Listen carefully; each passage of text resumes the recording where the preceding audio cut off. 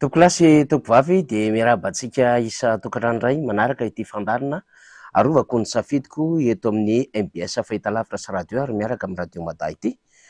Aty androany izay amin'ny alatsinainy fa 7 ny volana Jona 2024 ity de misaotra antsika rehetra izay manaraka izany ary mbola manjohy hatrany ny fandaharantsika satria liana amin'ny raharaham-pirenentsika, liana amin'ny vaovaontsika de na dia sarotra aza ny mahazo ny fampitana ny fandarina vadina tahaka izao amin'ny alalan'ireo connexion zany sy ireo vidina connexion marimarina kokoa zany dia manao ezaka tsika na eto an-toerana na any ampitan-dranomasina mba ahafahana mahazo izany vatana amin'ny alalan'ny Facebook sy ny YouTube. Arabaintsika rehetra ny teknisiana mahafanray tsika dia i Faly Ramananarivo no mitarika azy eo ambadika ao miaraka mitanjona ary ny mpianadrara tsika tovavy tsika zany izay mitsikitsiky lalandava miaraka amin'ny onja ao amin'ny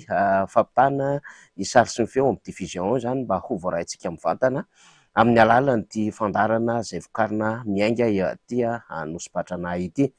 Ny kokoa moa zany marobe ianareo mangataka anisan'izany Odette Nirina izay mpanaraka mivantana ny fandarantsika ry Tinarilala ihany koa any boribory tamin'ny faharoa any de mangataka ny kokoa avy aty amintsika ianareo any Ampangabe any maromaro ianareo zany Mpangabe moa zany ery amin'ny distrika Ambohidratrimo Mpangabe Ambohitrimanjaka de mangataka amin'izay kokoa izay miaino ianareo zany satria de misy renim-pianakaviana sy tanora maromaro izay nangataka amintsika ny kokoa zany ao amin'ny fokontany Mpangabe ao dia tolorana anareo zany kokoa izany. Izay ny azontsika ampidirina amin'ny resaka mba tsy valam-parana be fa etoana aloha zany dia arabaina avokoa zany ny raim-pianakaviana rehetra izay nanatanteraka nanatontosa ny andro amin'ny hoe fety ho an'ny ray zany ho an'ny dada eo na ny dada izay efa amperinasa noho ny fananany zanaka zafikely, zafiafy, zafindohalika izany azo atao daholo zany satria raim-pianakaviana na ireo dada izay efa manambady fa mbola tsy manan-janaka fa efa manomboka zany maka an'izany hoe fiainana ara-tokantrano zany de arabaina na ireo dada izay miady rery fa tsisy renim-pianakaviana miaraka aminy noho ny olana samihafa sy noho ny fandaozana zany amin'ny lalan'ny tany dia arabaina ihany koa izy ireny. Fa misy renim-fianakaviana ihany koa izay mandimby tsy satry ny andraikitry ny raim-pianakaviana ao anatina tokantrano noho ny anton-javatra samihafa dia arabaina avokoa ianareo rehetrarehetra reny fa tena hitondrantsika rahaba lehibe eto aloha zany dia ny dada Marc Ravalomanana izay filoham-piara-mitantana ny atoko tiako Madagasikara, ireo raim-pianakaviana mitarika ny vonina politika Firaisankina, Andriamatoa Sitenirandrena Soloneko, Rivo Rakotovao, Andriamatoa Rajaonary Mampianina Hery, Andriamatoa Paraina Augusta, Andriamatoa Rakotoarso Faniry Albon na Gangsta Baba izany ireo raim-pianakaviana rehetra izay mikatsaka izay mahasoa an'ity tanindrazana ity dia arabaina avokoa isika rehetra na ny eto an-toerana na any ampitan-dranomasina. Ny ho fizotra ny fandaharantsika satria moa amina fotoana tahaka izao zany dia fantatsika tsara fa maromaro ireo vaovao izay efa ampizarana de izany indrindra no hitondrana ireo vaovao mafana izay voarainay tamin'ity androany ity zany zao maraina izao fa misy ihany koa ireo vaovao izay heverina fa tsara ny amoahana azy eto amin'ny fandaharantsika dia ezahanay zany ny hitondra izany vaovao eto amin'ny fandaharantsika izany na de efa hoe tamin'ny faran'ny herinandro ary misy amintsika manko no tsy voatery maharaka ny vaovao izay novokariny ny fahitalavitra sy ny onjam-peno MBS fa dia miezaka atao anatin'ny fandarina izay heverintsika fa zava-dehibe ilay fizaram-baovao dia hoentina zany ao anatin'izao fandarana izao fa eto dia mampiomana antsika fa hanambahitsika rehefa avy eo dia kandida avy any amin'ny faritra Menabe distrikan'ny Morondava Andriamatoa Jean Maharo izay miaraka amintsika rehefa avy eo efa mimakomana any ambadika any zao maharo miaraka amin'ny teknisiantsika, de rehefa milamindamina avokoa ny amin'ny fandaminana de ho ampidiritsika izy eto amin'ny fandarantsika. Fa na izany na tsy zany aza dia heverina ihany koa zany fa fotoana ohatran'izao dia hatsiarovantsika amin'izay mety ho adihevitra nitranga any aloha tany mikasika indrindra ny zavatra niainan'ity firenena ity, ary efa karazany hoe fomba fijery nampanahy ahy, fomba fijery zay efa nanairan'ireo olona teo aloha zany ny amin'ny resaka fifidianana eto Madagasikara. De ho tsarovatsika zany androany satria misy antony sy dikany lehibe ny hatsiarovantsika izany, satria ohatran'ny hoe tsy hoe mpaminany akory na de hoe tompon'andraikitra eo anivona fiangonana akory nilay niteny an'ity resaka ity, fa ny zava-misy teto amin'ny firenena no efa nahatsapany ny zava-misy ny amina hoe tena ho sarotra ny raha ohatra ka iaina amina ala-bato na amina resaka tsy fandehanan-javatra araky ny fahamarinana sy ny ara-dalàna ho an'ny fikirakirana ny lafim-pifidianana tahaka izao zany. De ho averintsika, ho alefatsika zay rehefa avy eo, fa mialohan' zany rehetrarehetra izany aloha zany de ny vaovao voaray tamin'ny fanandrinandro teo tany Antsirabe tany dia afaka noho ny fisalasalana zany ireo tompon'andraikitra zay mpiaradia amin'ny kandida amin'ny firaisan-kina sy ireo anivon'ny CENI zany any distrikany Faratsio, satria nahoraka be iny raha iny amina hoe nampanatsoana de noadiadiana, de rehefa avy eo no henoina dia nisy zany ny famoahana izay lafim-baovao samy hafa izay. De isaorana aloha zany satria ny zavatra ohatran'izany dia finiavana foana zany nikariko amin'ny manodidina ny marina eo anatrehan'ny zava-misy eto amin'ny firenena, de anaovana kopakopa-tanana zany ho an'ny vahoaka ny Faratso, satria misedra lalatsarotra sy fitsapana ny vahoaka ny Faratso miaraka amin'ny kandida Milson Menjanary na Emily amin'ny tranazavatra zay misy amin'izao fotoana izao, kanefa tsy mampitolefika an'izy ireo fa vao mainka hijoroan'izy ireo anatin'izay fahamarinana sy fikatsahana ny ara-dalàna izay.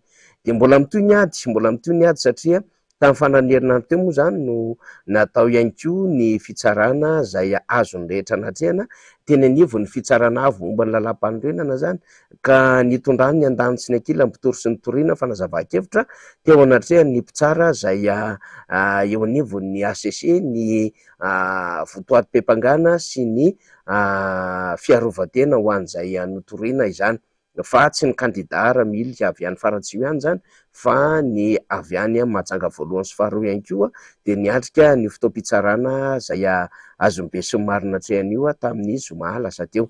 Zany rehetrarehetra izany dia mampiazakazaka ny zava-misy amin'izao fotoana izao. Ny tsy mbola hananantsika zany vaovao maro-potitra zay mbola tsy azontsika avoaka de ny amin'ny hoe rahoviana tokoa moa zany no hamoaka ny vokatra amin'ny fomba ofisialy ny eo anivon'ny ACC. Ny lalàna de manome ny eo amin'ny 5 andro na 4 andro zany hamoahany ACC farafahatarany zany ny vokatra ao aoriana fahamoahana ny vokatra vonjimaika. Raha tamin'ny talata lasa teo fa 14 ny volana Jona ny CENI na voameram-pirenena mahaleo tena misahana fifidianana no namoaka ny vokatra vonjimaika, dia heverina zany fa eo no manisa n'ilay andro folo mahery ambaran'ny lalàna zany ka tokony hanatsarany ACC ny tsy maintsy hamoahany izay vokatra ofisialy izay. Tsy misy mampikoropaka nefa satria raha raisitsika zany de mbola handray herinandro ho an'ny rahampitso talata zany namoahan'ny ACC, zany hoe mbola misy fotoana malalaka zany ny CENI azafady, fa mbola misy fotoana malalaka ny ACC azo hamoahana izany vokatra izany raha ohatra ka izay moa no resahantsika azy de andrasantsika izany, satria isika moa zany de mametraka mazava tsara ny andraikitry ny fitsarana avy momba lalam-panorenana amina famoaham-baovao zay ofisialy tahaka izao, ary voatondro ny lalàna fa anjaran'izy ireo zany no mametraka zany ny vokatra zay ofisialy, vokatry ny latsabato zay nataon'ny olom-pirenena nandritra iny fotoana zay nanan-tanterahana ny fifidianana iny. Zo omeny lalàna zany dia andrasantsika ny votoatin'izany rehetrarehetra izany. Fa io manko mantsika satria efa nambarako tamintsika teo fa maromaro ireo vaovao. Fa ndeha aloha tsy ahivoko amintsika tsy any atsimo na any atsimo atsinanana na eto amin'ny avotany faritra Vakinakaratra na ny any Mahajangarery no ahitana olana ara-pifidianana. Efa naseho antsika moa ny zava-misy any Vondrozo, ny zava-misy any Tsiombe, ny zava-misy any Toliara voalohany, ny zava-misy any Manakara, ny zava-misy tany Vangaindrano, ny zava-misy tany Mananjary. Marobe nefa nentsika tato anatin'ny fandarana. Fa ny any amin'ny faritra avaratry ny nosy iny, ao anatin'ny faritra Diana ihany koa, distrika Nambanja, dia manana ny zavatra zay nanahirana azy ihany koa izy ireo tamin'iny fifidianana iny. De ho tsy ahivontsika kely aloha mialoha ny tena hidirako ny vaovao nisongadina tamin'ity androany ity sy ny fiomanana fandraisantsika ny vahiny rehefa avy eo, fa ho tsy ahivoko amintsika aloha zany ny zava-misy ihany koa zany tany amin'ny faritra Diana tany, de ny distrika Nambanja zany, satria misy fijoroana vavolombelona amina trangan-javatra nisy tany. Mbola hanao ezaka moa zany tsika hiantso mivatana ireo namana any Ambanja, indrindra ireo kandida mba hahafahan'izy ireo maneho hevitra eto amin'ny fandarantsika, fa tsy maintsy mbola rindra moa zany miaraka amin'ny ekipa teknika ny MBS zay tarihan'ny Talien Famoana Iarindranto Andrimialisoa ihany koa zany rehetrarehetra izany. Fa mbola ao anatin'ny fandaminana ara-teknika zany isika. Fa ho tsy ahivoko amintsika la efa nambarako teo fa mety misy tsy naharaka ny vaovaontsika tamin'ny sabotsy teo, fa ho tsy ahivoko amintsika ny zava-misy tany Ambanja tamin'ny rahararam-pifidianana zay niaina tamin'ny 25 volana May lasa teo, dia hiverina indray ny tenako atao anatin'ny fandarana, satria misy vaovao lehibe ho resahako amintsika rehefa avy eo zany dia mitohy amin'ireo famakafakana sy fandraisana vahiny rehefa avy eo, ary mbola misy horonan-peo, horonan-tsary alefantsika ihany koa zany hamaraparanana ty fandarantsika ty. Indro ary averiko amintsika ny fijoroana vavolombelona, zavatra misy ara-pifidianana tany amin'ny distrika Nambanja miaraka amin'ireo namana zay kandida misy ny avy amin'ny kolektifa sy ny firaisan-kina. Avy hatrany ny sary hoarantsika. Nahitana tsy fahatombo manana maro ny zotra-pifidianana solomamoaka tany amin'ny distrika Nambanja. Maro tamin'ireo olom-pirenena no tsy nahita ny anarany tao anaty listim-pifidianana rehefa tonga an-datsabato ny andro ny 25 May lasa teo. Ny mahagaga nefa ho ireo nijoro vavolombelona fa tao anaty listim-pifidianana avokoa izy ireo nandritra ny fifidianana farany. Verozo izahay ireo olom-pirenena satria tsy afaka naneho ny safidinay. Ny raha misy zegny ny olo an-tanàna eto, izy zegny hendreo fa izy mipetraka eto, fa izy tsy miraharaha, tsy mivaky loha kabarin'ny fifidianana, igny tsy nikitindreo olo. Nambelandreo fo izy agnatin'ny liste électorale, satria izy tsisy raha andeha ataony, izy tsy mivaky loha, izy tsy mifidy rayano, izy tsy mifidy rakoto. Fa ny olo hendreo fa ity olo ity mety hifidy olo araiky ry tsy agnaraka atsika, taony kitiny. Nadosondreo zegny, hita tao zegny efa nisy olo tamin'ny présidentielle zegny tsy nifidy izy, sady satria tsy tao tagnaty tao agnaranazy. Olo zegny haiko, agnaranany tsy tao. Neloko izy niala tamin'ny bureau de vote tary, satria niala an-tragno izy hieritreritra hifidy, nefa navy tao agnaranany tsy ao. Misy olo zegny agnatin'ny tanàna ty eto, efa tsy monigny eto fa niala eto ela izy, igny no mbola miverigny ao amin'ny araiky an-tany io.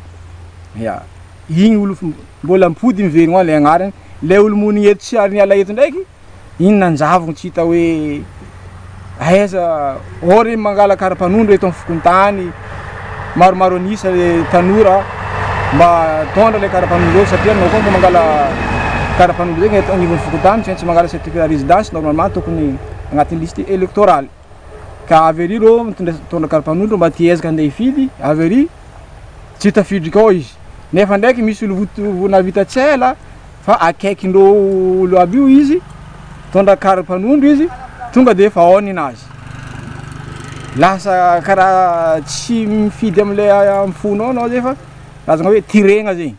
Misy tamin'ireo tsy afaka nifidy ireo aza no délégué-ny kandidata amin'ny fifidianana filoham-pirenena farany teo, kanefa tsy tafiditra tao anaty listim-pifidianana tamin'ity fifidianana solomamoaka ity. Raha nahagaga za zegny tamin'ny fifidianana ny présidentielle igny za zegny délégué de candidat atao baka koa amizegny na ty zegny le carte naka tamizigny za nifidy tsara ndatsabato tamizigny za amizay délégué navy tamin'ny nifidy député ty zegny za ndraiky tsy délégué de candidat fa za tsy membre de bureau feky fa andifidy nizahagna ndraiky tagnatin'ny liste électorale jiaby tao tsisy agnaragna anaka za amizay tsy tafifidy liste telo jiaby tantany navy nidriky agnaty navy amindreo mpanoratra ary mpagnano signé ary tsisy tao agnaragna anaka za amizay tsy tafifidy nadoso feky baka za satria za tsy agnaty oke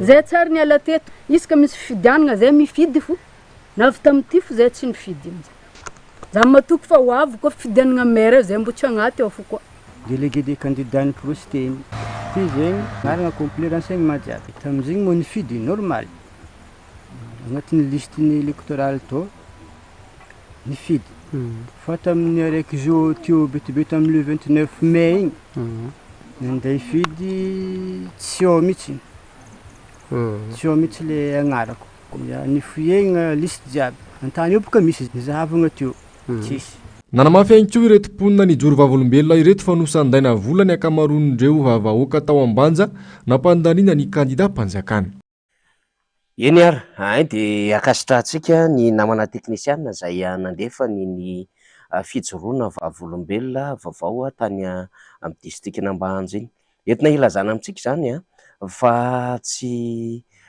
any amina faritra sy distrika vitsivitsy ihany no nahitana an'izay hoe tsy fahatombanana sy endrika fantika an-dalàna tamin'ny fifidianana zay fa saika manerina Madagasikara nahitana an'izany avokoa eo zany no miperaka fanontaniana ny amin'ny hoe fananinona ny tao anaty listim-pifidianana ny mpifidy anankiray tamin'ny fifidianana teo aloha zany raha ohatra raisitsika amin'ny fifidianana filoham-pirenena fa rehefa tonga ty fifidianana solombavambaoko ty dia tsy ao ny anaran'ilay mpifidy zany asa no ny tandrevaka ve zany na hoe vokatry ny fanahiniana sa mety misy kajy na mety ho antony ara-politika zany trangan-javatra rehetra izany satria maro moa zany no sendra izany tamin'ity fifidianana solombavambaoka ny tanterahana tamin'ny 2020 volana May ty akoatran'izay dia reo hoe olona zay nalefa ny fidy kanefa tsy manana kara-panondro akory na manana mitovy leta amin'ny kara-panondro tokony hoe nanana permis na passeport zany mba ahafahana manamarina fa tena ilay olom-pirenena marina io mitondra kara-pifidianana sy voalaza fa voasoratra ao anatin'ny listim-pifidianana io dia ny kara-panondro sy izay mitovy leta an'izay no ahafahana manamarina zany mba ahafahana miroso ao anatin'ny fifidianana misy trangana nefa tany amin'ny distrika sasany zany de hoe afaka mifidy foana le olona na de tsy manana kara-panondro ara fa mitondra kara-pifidianana hafahafa be le izy satria lay fahamarina teo raha n'ilay fifidianana mihitsy ny manahirana crédibilité n'ilay élection ny manahirana zany satria misy zany de tsy afaka nifidy no zay hoe tsy fananana kara-panondro misy indray zany de tena hoe afaka nifidy satria tsy mitondra kara-panondro zany de nahazo alalana ary be da be no ny teny am'izay hoe kara-pifidianana fotsiny no nentin'ireo olona zay nandeha nifidy tamina fokotany tamina commune tamina distrika maro be teto Madagasikara samy miteny an'izany avokoa zany ireo candidat zay nitaraina ny zava-misy nanerina Madagasikara izany fomba fiasa zany zay venona fa tsy tokony hiverina kanefa tokony andraisana fepetra ihany koa ho an'ireo mini zany zay mety hoe mampandika lalàna amin'ny olom-pirenena zay tsy manana zoky hifidy satria raisina ho toy ny alabato na hosoka ihany hitrangan-javatra tahaka izay satria tsy hananana fanamarinana ho an'ireo mpifidy zay manana kara-pifidianana kanefa de niterena tsy maintsy hifidy zay tsy manana fanamarinana amin'ny maha-olom-pirenena azy amin'ny alalan'ny kara-panondro na mitovy leta amin'izany dia zay le teneniko hoe le crédibilité na le fahamarina pototra sy toeran'ilay fifidianana mihitsy no manahirina tamin'iny fa 2020 volana May lasa iny akoatrizay dia rehefa mihaino zany tsika an'ireo fitarainana isan'ny ny distrika maro samihafa dia atsapana zany zavatra rehetra izany fa tena tsy nizotra amin'ny tena tsakany sandavany ilay fifidianana. Nambaran'ny firaisan-kina Mandrakariva moa ny aminy hoe tsy sanatry ny zany akory no hoe hanery ny firaisan-kina hoe kandida amin'ny firaisan-kina tsy maintsy tereo lany na hoe filambany ny ampikarakara ny fifidianana sy ny tompona andraikitra voatondro ny fitsarana tokony hamoaka ny didy. Tsy any le izy fa fikarohana marina sy ny ara-dalàna mba tena hanana fifidianana tena hoe ekeny rehetra mba hanana anjany antenimieram-pirenena mendrika sy manara-dalàna izany ary tsy solombavam-baoaka izay petatokoka na petrapetraka nonony izay hoe zava-misy nonony hoe finiavan'ny sasany te hahazo maro anisana hoe no ny tahotra ara-politika isy hitranga eto amin'ny firenena dia tsy maintsy nanao an'izay hoe bricolage na construction anamoara anisa zay na dia tsy amin'ny fomba ara-dalàna aza no nahalan'ny sasany amin'ny vokatra vonjimaika izay hitaraina amin'ny besiny maro amin'izao fotoana izao dia miezaka amin'izay. Io moa mbola be da be ny interprétation mbola azontsika resahana momba ny vokatra vonjimaika io fa mbola tsy mivoaka moa zany ny vokatra amin'ny fomba ofisialy dia mbola tsy te hiresaka amin'izay tsika fa amin'ny fomba fijery fotsiny zany ho an'ilay vovonana miara-dia amin'ny fitondram-panjakana izay mieritreritra zany fa tena hoe rafle mihitsy amanjatony ao anatin'izay hoe seza eny amin'ny antenimieram-pirenena izay dia tsy zay aloha ny zava-misy amin'izao fotoana izao dia manamafy koa zany ny amin'ilay résultat na ny vokatra isaky ny renivoham-paritany sy ny distrika maro izay verina fa stratezika eto Madagasikara voditra teo am-pelatana ny Irmara ary any amin'ny deuxième position ny misy an'izy ireo zany. Miteny zany vokatra zany ary fanambarantsika Mandrakariva fa azo hoentina eo amin'ny lafin'ny politika izany vokatra rehetrarehetra zany. Iny aza vokatra izay niampy pression, vokatra izay niampy fantokan-dalàna maro be samihafa, vokatra izay niaro amin'ireo heverina zany fa tsy fahatomombanany ny endrim-pifidianana nisy tany amin'ny distrika, commune, fokontany, bureau de vote rehetrarehetra tany dia io no azon'izy ireo. Fa raha ohatra zany ka tena nandeha amin'le tena hoe fahamarinan'ny latsabato ka tsy nampiasa an'izay fahefam-panjakana sy fitaovam-panjakana izay, tsy nampiasa an'izay tena hoe fananany ny tena fahefany eo altanany amin'ny alalan'ny fitaovana sy ny fireharehany ireo tompona andraiki-panjakana fa izy no mifehin'ny firenena ka manao izay tiany atao ary tsy azo sakanana manoloana ny lalàna izay tokony hisakana amin'ny zavatra ataon'izy ireo dia mbola io ny résultat azon'izy ireo zany. Azo heverina zany fa tena nitsipona akotry raha zay ny ilazana azy le mpiakadia amin'ny fitondrana raha ohatra zany ka tena nandeha araky ny tena hoe nanaja amin'izay endriky ny lalàna sy ny tena fahamarinany ny latsabato izay na ny vérité des urnes zany sy ny vote zany ny mpitondra fanjakana tamin'iny fifidianana iny. Mbola devitra moa zany fa ho hitantsika eo daholo le satria isika tsy hoe manao endrim-panerena amin'izay mety ho vokatra iseho fa mitanisa fotsiny ihany ny amin'ny zava-misy. Izany indrindra no handatsahantsika ty vaovao goavambe songadina androany ity satria ny fiarahamonim-pirenena roa zany izay misy fikambanana marobe, misy vovonana marobe, misy fikambanana avy amina syndicat, misy ireo mpianatra eny anivon'ny anjerimanontolo manodidina amin'ny 2 any no isan'izy ireo dia nanao fanambarana io maraina io tamin'ity androany ity zany mikasika indrindra ny raharahara-pifidianana izay nitranga teto amin'ny firenena izay nitanterahana tsy haivitsika ihany tamin'ny 27 volana May lasa teo zany. Goavana be mihitsy ity fanambarana izay nataony fiarahamonim-pirenena roa ity izay misy fikambanana maro be io sy hetsika vonjina sy syndicat izay mitambatra ao anatin'izany fiarahamonim-pirenena roa izany. Arahantsika avy hatrany ny fanehoan-kevitra izy ireo ary dia manasanao hanila tsofina tsara ihany no fanazavana izy ireo fa fiarahamonim-pirenena no miteny eto, mpanara-maso ny fifidianana no maneho ny heviny eto ary mpandinika ihany koa zany ny zava-misy amin'ny akabeany no maneho hevitra eto fa tsy hoe avy amin'ny mpanohatra, tsy hoe ny firaisan-kina akory, tsy hoe ny kandidat tsy miankina akory na hoe vondrona toko politika hafa akory no maneho hevitra fa fiarahamonim-pirenena, société civile no maneho hevitra eto dia hanasako antsika hanongilatsofina eny izany fanambarana ataon'ny roa izany. Fanambarana Antananarivo 7 Jona 2024 ho an'ny demokrasia mialohan'ny amoahana fomba fisaly ny vokatry ny fifidianana solombavam-bahoaka ny vahoaka malagasy dia miandrandra androm-panjakana mpikarakara fifidianana, mpitsara mahefa, mpitandro filaminana, tsy ho fitaovana amin'ny fironana ara-politika. Ny fiarahamonim-pirenena amin'ny ankapobeny dia manaraka hatrany ny fivoaran'ny raharaha-pirenena eto Madagasikara taorian'ny fifidianana filoham-pirenena tamin'ny novambra 2023 izay nandava ny kandida 10 ny fandraisana anjara tamin'izany. Ny fifidianana solombavam-bahoaka tamin'ny 7 Mey 2024 teo dia fotoana iray nantenaina hitondra fampitoniana ny tontolo politika eto amin'ny firenena.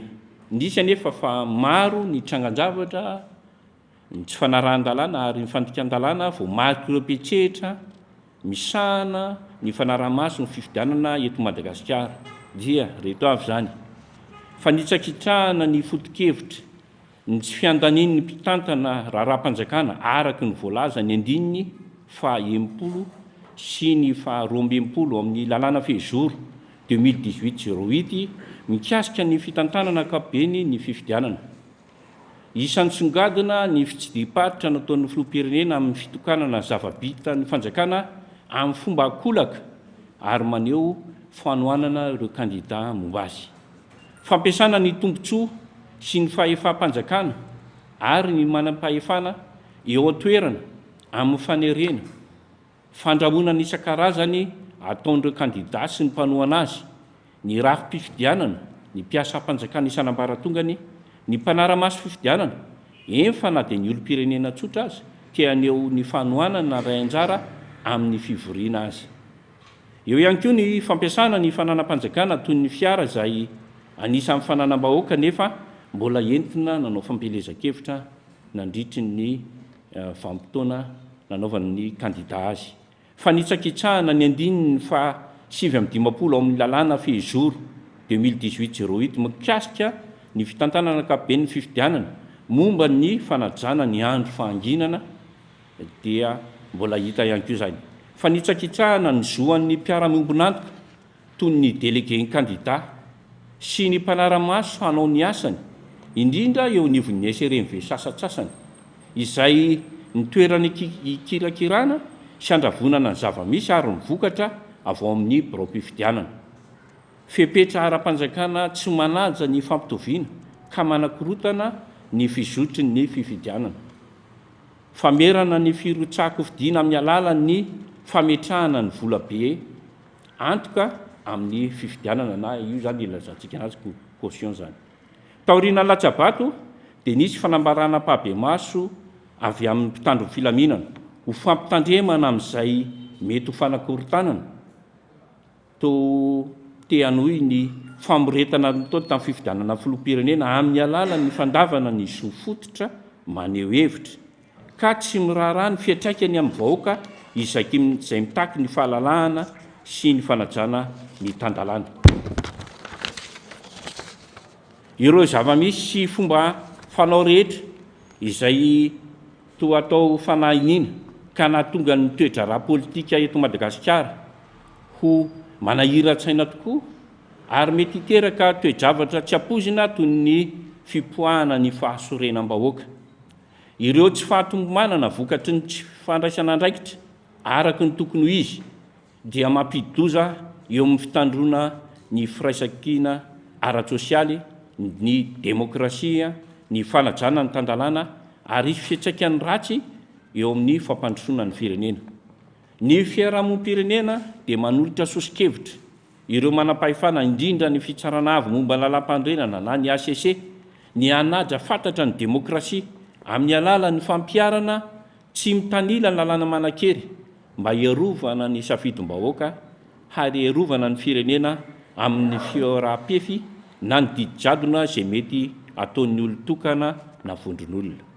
Arak'izany, izay mpanao sonia avy amin'ny fikambanana firaisamonim-pirenena, ny syndika, ny mpianatry université dia mangataka amin'ny ACC sy ny fitsarana mahefa mba hanatanteraka ny fanafoanana ireo vaton'ny kandida amin'ny fandikan-dalàna mandritry ny fampelezan-kevitra tamin'ny andro ny fahanginana sy ny andro mpifidianana. Ny fanasaziana ireo kandida ny nandika ny lalàna sy ny fitsipika manan-kery, fampiarana ny sazy, hafahana ireo tompon'antoka sy mpanatanteraka ny osoka sy ny fanaovana ny voka-pifidianana izay misy fiantraikany amin'ny fahamarinany ny fifidianana. Andraikitsy ny fitsarana avo momba lalam-pandrenana no miantoka ampamendrehana ny fandraisana antanana, ny fitorohana sy ny fitaraina ny petsehitra sy ny mpiaramombon'antoka amin'ny alalany tsy fiandaniana mba hiarovana ny safidim-bahoaka malagasy. Manana andraikitra lehibe izy mba tsy ho loharan'ny fifandirana sy ny korotana. Manaiteny izahay fa handray andraikitra tanteraka amin'ny fiarovana ny tandalana sy fanamafisana ny demokrasia ny fitsarana avo momba lalam-pandrena. Mangataka ny mpitandro ny filaminana izahay mba haneho ny tena maizy azy amin'ny fanatanterahana ny andraikiny amin'ny tsy fiombany, tsy fiombana tsy mitanila satria volam-bahoaka no ampiasaina. Ny mpitandro ny filaminana no andrandraina hanampy amin'ny fampihenana, ny fampirorona sy ny tahotra misy ankehitriny ka tsy hamevahana ny herisetra ary ny herisetra misoko mangina. Engane ka hitoetra eto Madagasikara ny tena fitoniana marina ka hisolo ny sarotsarony fandriampahalemana. Ireo firaisamonim-pirenena miisa 2 ny manao sinia, ahitana ny fikambanana, ny ONG, ny vondrom-pikambanana, ny vovona paritra, ny fédération, ny vovonana ary ny hetsika samihafa. De narahantsika teo ny fiarahamonim-pirenena roy zany, maromaro izy ireo no nanao ny fanambarana izay mafonja de mafonja iny. Ny zavatra miverimbelona ao anatin'ny fanambarana de le fihetsiky ny filompinena izay nandeha zany nanao an'iny hoe ndeha ataontsika hoe tournée présidentielle izay efa misy endrika fandikan-dalàna teo amin'izay tournée zay, teo amin'izay hoe fanokanana sy fanokafana sy fitokanana amin'ny fomba ofisialy izay asa vitan'ny fanjakana izay. Fa ny fangaro ihany koa zany fanohanana kandida ary fiantsoana mihitsy ny vahoaka zany mba hametraka safidy fitokisana amina kandida izay miara-dia amin'ny fitondrana. Ny fomba fanehoan-kevitra moa tamin'ireny nataon'ny filompinena de hoe homeo cadeau fa anniversaire-ko ny 30 mai ary ny amin'ny hoe aingakaingana kokoa ny fampandrosoana rehefa miaraka amin'ny fitondram-panjakana zany ilay sombava na ilay hoe olona ho safidian'ny vahoaka amina distrika anankiray zany.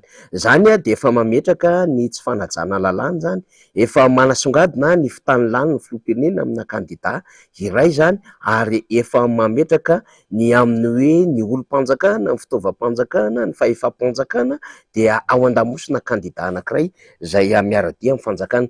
Tsy niafina raha teo moa ny fitondram-panjakana moa zany sy ny vondrona izay nanohana ireo olona izay miara-dia amin'ny fitondrana ireo fa dia nasongadina tamin'izany foana ny anaran'ilay filoham-pirenena ny amin'ny hoe isika rehetra miaraka amin'ny Andry Rajoelina zany na dia efa filoham-pirenena ary izy tamin'iny fifidianana solombavambahoaka 27 ny volana May iny. Manahirana zany eo amin'ny fomba fanaovana politika sy ny fanajana ny lalàna ary matoa ny teny an'izany ny fiarahamonim-pirenena safidy ka ny taky ny anafoanana ny vaton'ireo kandida tany amin'ireo tenina izay nandehanany filoham-pirenena amin'ireo olona izay miara-dia aminy zany ka ndeha horesahana hoe kandida izay miaraka amin'ny fanjakana mba tsy tenenako an'ilay hoe kandida-panjakana.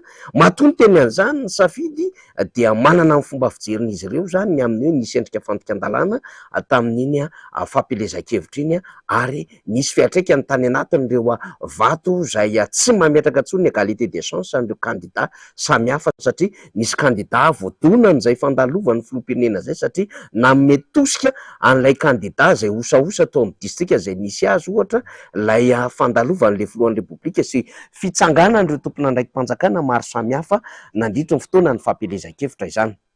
Fa zay le tenintsika hoe matoko miteny ny roy amin'izao fotoana izao na société civile roy ka izany mbola tairin'izy ireo ary tamin'ny zomatsika dia nandray ny Ratolojanahary Maharavo na Dodo dia niresahany amin'izay mihitsy ny amin'ny hoe tokony hivondrona ireo kandida tany amin'ireo distrika marobe izay nandalovan'ny filohan'ny repoblika satria nisy fandikan-dalàna tao dia manam-pirofo zany zany fomba fijery samy hafa izany fa tokony hanandanja ny fomba fandraisana fanapahan-kevitra amin'ny fahamoahana zany ny vokatra ofisialy, satria heverina zany fa ireny rehetrarehetra reny ny safidy aza moa dia nametraka fitoriana mihitsy nivon'ny androm-panjakana zay hamoaka ny vokatra ofisialy ny ACC momba izany tournée président zay niteraka fampelezan-kevitra sy tosika na hoe ny boostena mihitsy ireo kandida miara-dia amin'izany, sy nametraka ihany koa zany fitoriana enynivon'ny penal amin'ireo trangan-javatra hafa zay heverina zany fa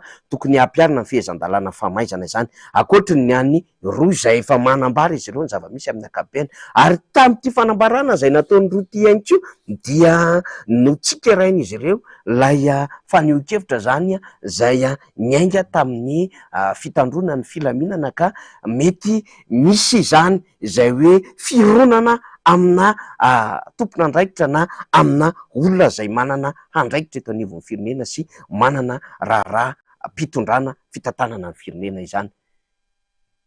Matoa zany tonga amina sehatra goavana ohatran'izany ny olona zay hoe tsy nieritreretintsika fa haneo hevitra ohatran'izany, ny fiarahamonim-pirenena zay nde ataontsika hoe tsy manana fironana na atao kavia na atao kavanana fa tena mametraka ny fomba fijery amin'ny maha-fiarahamonim-pirenena azy ao anatin'le hoe juste eo ampovoany, tena mandinika lalàna, mandinika toe-java-misy contexte izany, ary nandray anjara ihany koa tamina endrim-panetanana sy tamina endrika fanaraha-maso dia miteny ny zavatra hitany dia tena tsy azo hidovirana zany ny amin'ny hoe nisy zavatra manahirana endrika fandikan-dalàna tamin'ny 27 volana Mena. Fa zao gaga ianao rehefa mahita an'le filohan'ny repoblika zay manao fitsidiham-paritany tamin'ny fitsidihanana natony tamin'ny faran'ny herinandro teo tany Toamasina dia niresaka raharaham-pifidianana.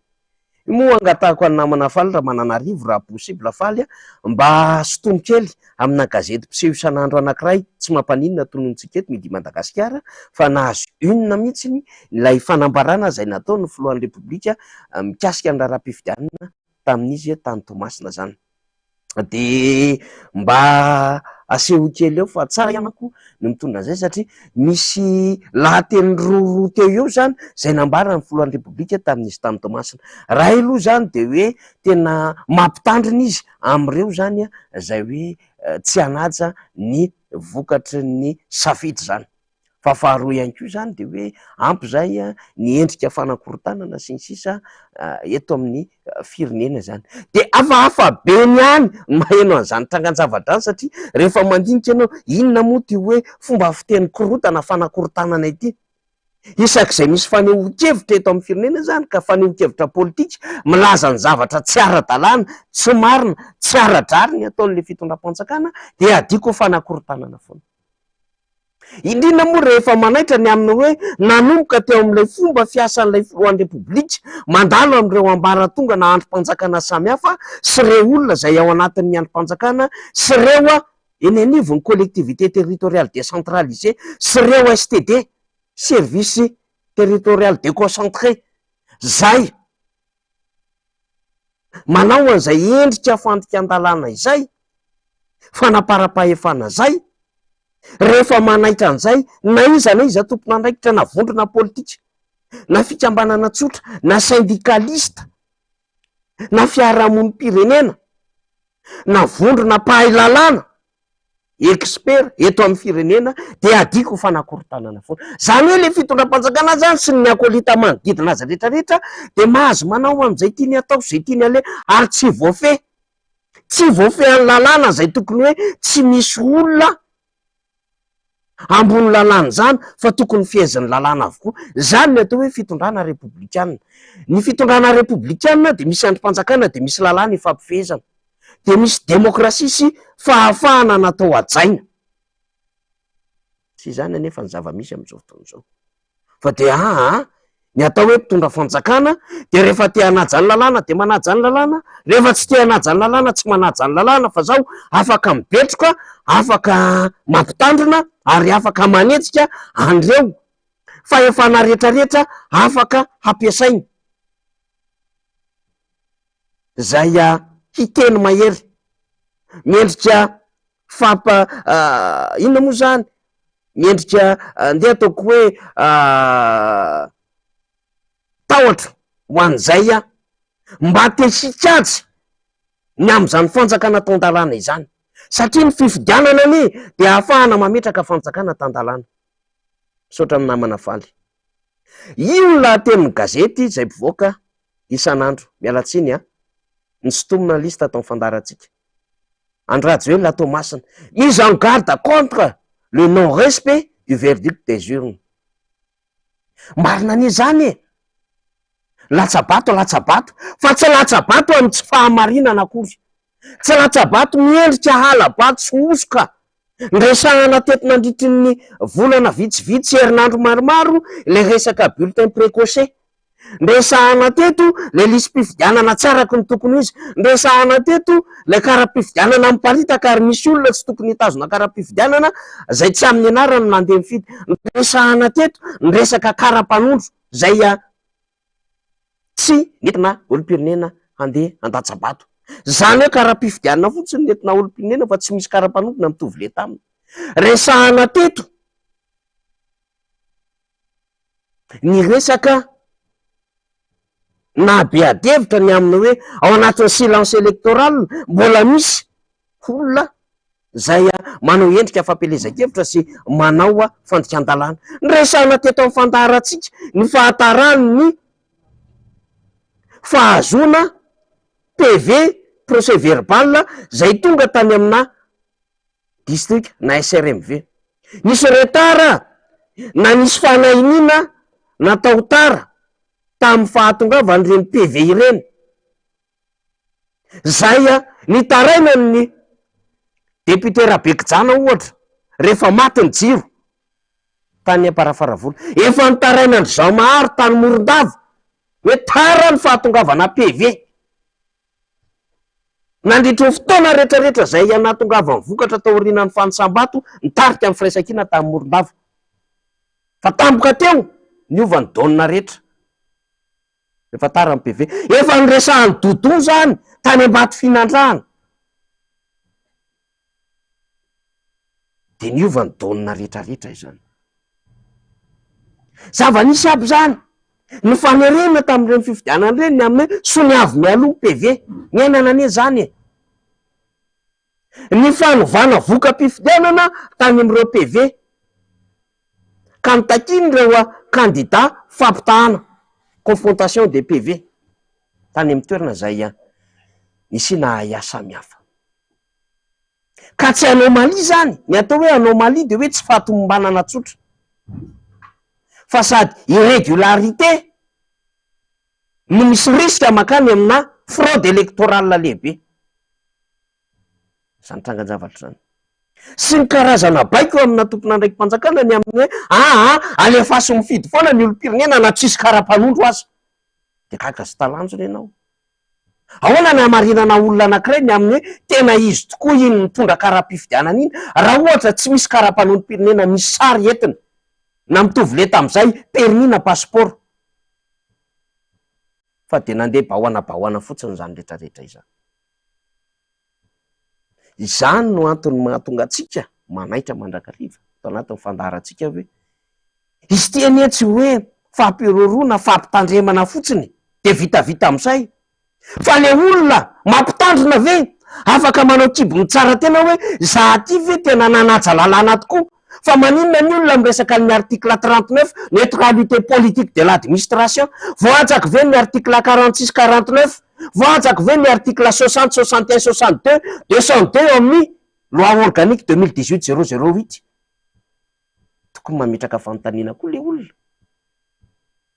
De inona ny tokony sazy araky ny lalàna hampiarina amin'ilay olona zay tsy nanaja ny lalam-panorenana sy tsy nanaja ny lalàna amin'ny fian'ny fifidianana loi organique 2018-008.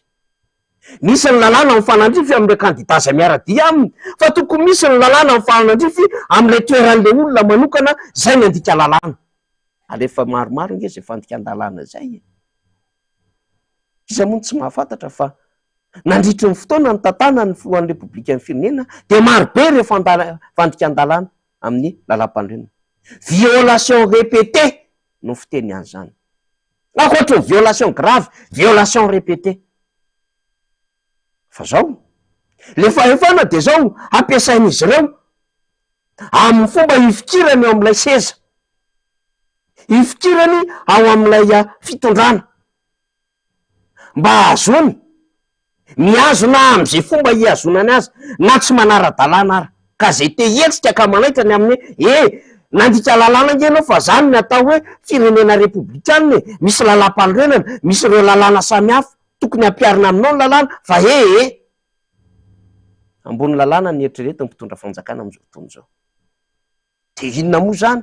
Tsy fanjakana republikanina mihitsy Madagasikara, fa heverina zany fanjakan'olo tokana, tsy voafehan'ny lalàna, ka izy zany no manao zay tiany atao, izy no manao zay daniny tipony, izy no manao zay endrika rehetrarehetra ahafahany zany manao ny construction, ny confection, ny bricolage arak'izay sitrapony sy faniriny amin'ny fitantanana amin'ny firenena. De mila manao révision na texte atsika zany raha ny zava-misy am'izao fotoana izao, satria tsy miatra zany ny lalam-panorenana sy ireo karazan-dalàna rehetrarehetra, indrindra rehefa mandeha ny fifidianana. Lalàna marobe anie no raisina rehefa hanatanteraka fifidianana misy didim-panjakana marobe ne raisina ary fandraika am'izay misy didim-pitondrana raisina, any anivon'ireo ratsy mangaika samy hafa zay hanatanteraka fifidianana. De eto amintsika zany tsy rarahiny zany ary tsy ampiariny zany, satria misy mieritreritra fa efa azon'izy ireo ny fanjakana ka zay tiany anaovana azy. Zay ny mahafinaritra indraindray ny mahita sy maheno ny amin'ny hoe mbola misy olona ihany manam-panahy mbola mijoro eto amin'ny firenena, tsy mamela Madagasikara ho irery sy ho potika tahaka izao. De mbola mahafinaritra ihany indraindray mahita na de mafy ary ny fomba fanehoan-kevitra am'izao fotoana zao, manahirana fa tsy hoe mafy, manahirana satria zay miteny rehetra dia gagazo, mpanakorotana, konkonina fanonganam-panjakana, atteinte à la sûreté intérieure de l'État. Zany nge mahazo ny olona zay mba maneho hevitra, ampanatsonany amina toerana samihafa ahafahana manao fanadihadiana. De miena le fahafahan'le olona te haneho hevitra kanefa takiny ny fahalalana amina firenena republikanina izany. Zavatra roa no aneranana ananganana fanjakana rehefa firenena republikanina dia ny demokrasia sy ny liberté.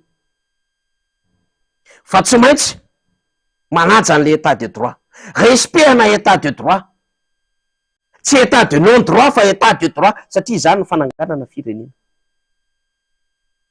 De malahelo sika mahita ny zava-misy am'izao fotoana izao ary ezahantsika ny mamoaka an'izao ady hevitra izao mba tena ho voarahindreo heverina zany fa tokony andraikitra.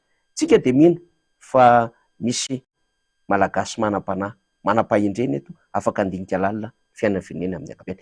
Eny ary efa eto akaiky eto Andriamatoa Jean Maharo izay candidat ny firaisan-kina tany amin'ny distrikta ny Morondava.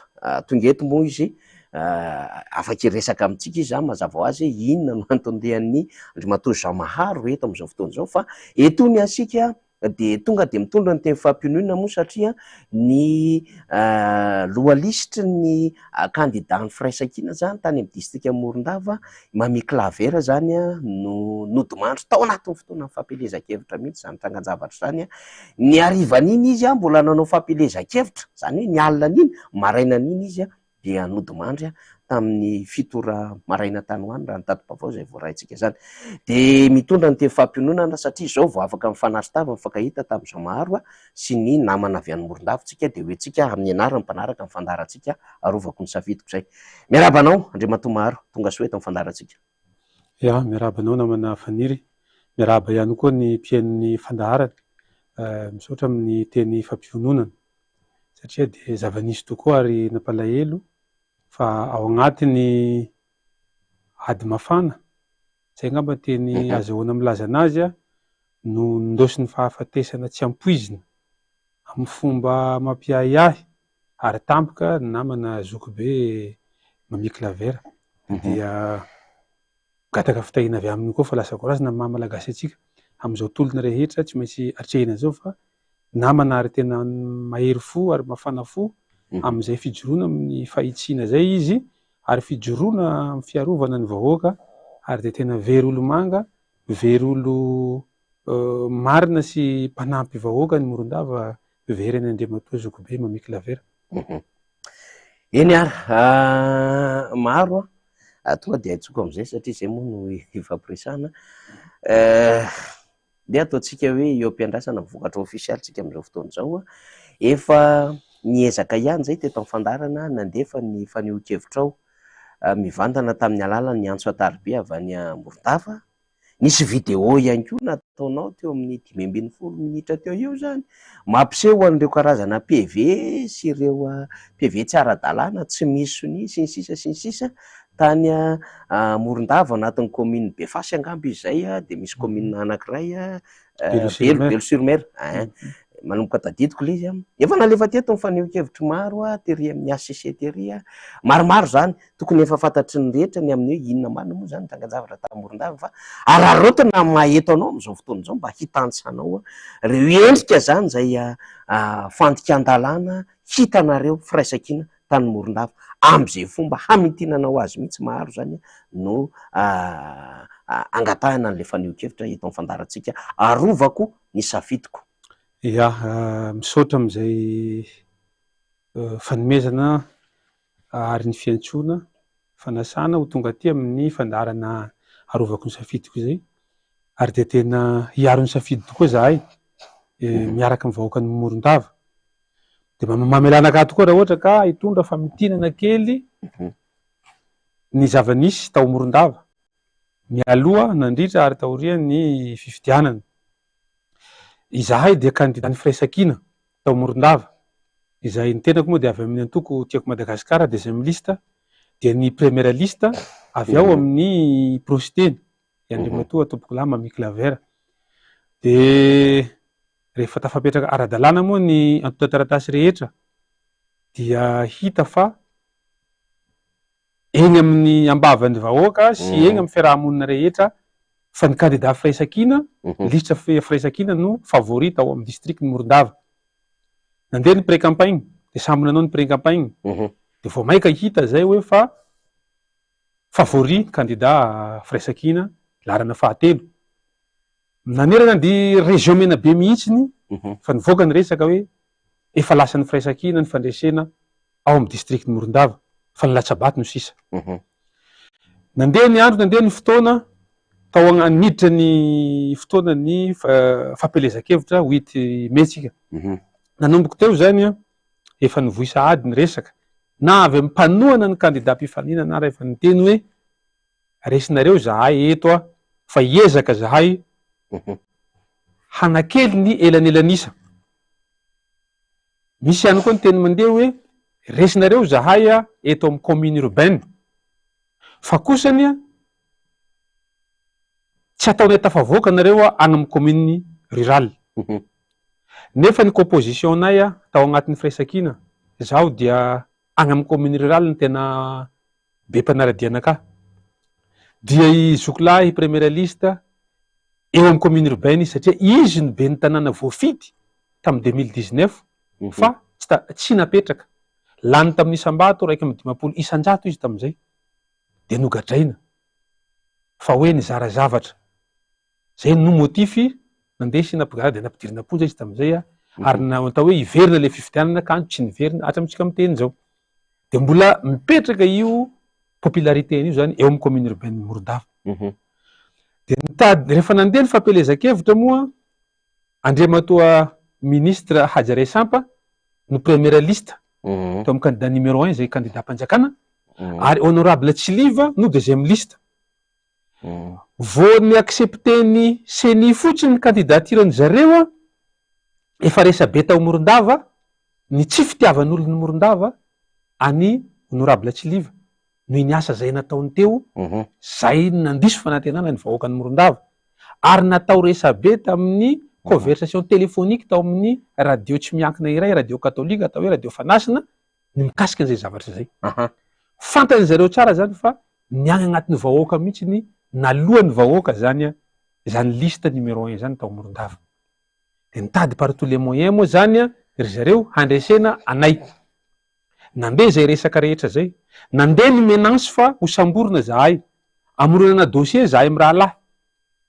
Fa zahay tsy kivin' zany Ary miresaka zahay rô lahy hoe na de ho samborona atsika na de ho ampidirina aponja atsika tsy ho ary ho voatazona ao aponja atsika roa ninonina ny dossier ho foronina eo fa tsy miembritra atsika fa andao miroso fa aza asehotsika ny ekipa atsika zay menazy tonga aty amitsika zay tsy de ho kivy koa ny ekipa satria hitanao ihany le ampitahorona de mety misy miembritra le ekipa de fa vonona zahay amin'iny fa raha ohatra ka misy fisamborana atsika ka ampidirina aponja atsika zay ray amitsika tafavoaka avy ao ary tsy maintsy ho lany tsika zay ray amitsika tafavoaka mikarakara mitady hevitra mikasika an'zay mahakasika an'zay namatsika ray amitsika zay voatazona ao andao ary dikan'izany na ny moralinay na ny sainay na ny fonay vonona hiatrika ninonino zavatra iseho tsy natahoranay zany satria zay no takiany vahoaka aminay ijoro amy marina ijoro amy zavatra rehetra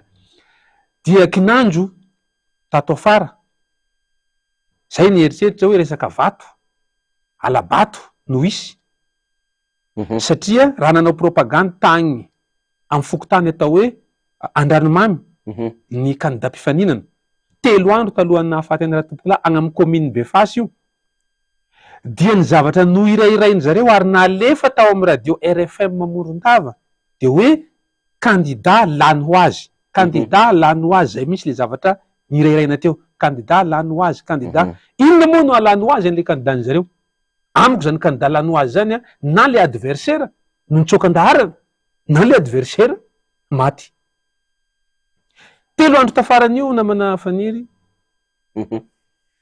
andro sabotsy lahady zahay no nanao propagande tao amin'io commune Befasy io de nandalo amy tapany atsimon'ny commune Analaiva de mbola nanao fokotany anankiray atao hoe Tandrokosy zahay tamy 7 ora sasany ariva andro ny lahady io ao amy commune Bemanonga io fokotany raha io amy 7 sasany mahery kely zahay no niala teo 7 sasany alina de mbola hitopoko lahy no nandray fitenenana farany nanaraky anakahy satria isaky manao kabary zahay zaho no miteny aloha de magnaraky anakahy izy chaque fois zahay manao de mbola izy no nandray fitenenana farany tam'izay fotoana zay misy vidéo kely agny tsy haiko 1 minute angambany tam'izay andron'le 19 eo amy 18 heures eo hitatsika izy ao agnatin'ny sary vidéoko zay agnatin'ny compte ko tena mbola mijoro tsara misy olo mitsinjaky eo de mbola mijoro tsara izy tsy misy seza ipetrarana fa tena mijoro izy manao croiser les bras zay izy